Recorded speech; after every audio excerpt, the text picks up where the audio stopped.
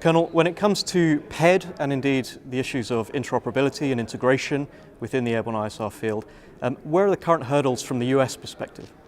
Well, from the US perspective, we have spent a lot of time and effort by individual US services building out our own PED enterprises. We've built out our own distribution systems, we've built out our own analytical tools, and the tools and the services that each of the four armed services in the United States built were all different. They were not integrated and they were not even interoperable. We could not share data back and forth across the four different networks that were built and across the four different analytical areas that were able to share information. So one of the biggest hurdles we've overcome in the last 3 years is we have technologically linked the four services together so that we are now interoperable at the data level. We can now take the information from the sensors of one service and send that information to the analysts of other services so that the PED can be done from the other services if they're more appropriate for it. So one of our biggest issues was, as the US term is used, stovepipes.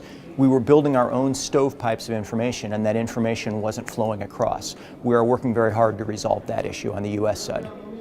In your briefing, you presented the vision for the future, and of course we've heard a lot about this being a joint effort.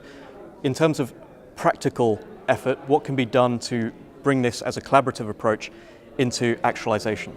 Sure. The vision that we talked about is the ability to take the information from any sensor, send it to the single best available PED node, wherever in the world that may be, for the most effective support of the warfighter, whoever the warfighter may be.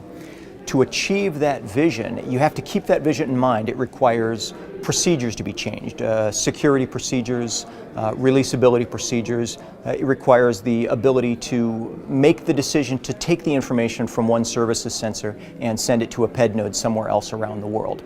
It requires technology to enable the linking of the data. So to be interoperable at the data layer, you have to have points of presence and various other ways of moving the data from one service's stovepipe into another service's stovepipe. And the last thing, of course, is it requires TTPs. We have to be working with the same tactics, techniques, and procedures so that when the PED node produces a product, that product is of the same quality to the warfighter, regardless of which PED node produced it. So we have to work in all three of those areas to ensure that we can achieve the vision of being able to take the data from any sensor, send it to the best available PED for the most effective support of the warfighter. When it comes to bringing your international peers to the table on this, or indeed the industry guys who have the technology to support that vision, what have you found from this event that perhaps provides some benefit towards that?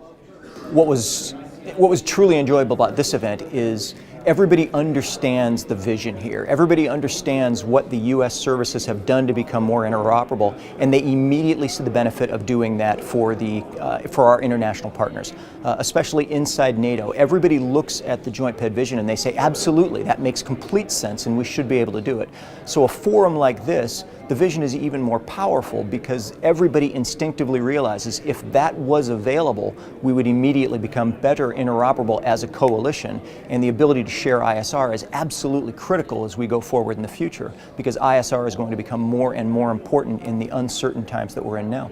Absolutely. Thank you very much, Colonel. Thank you.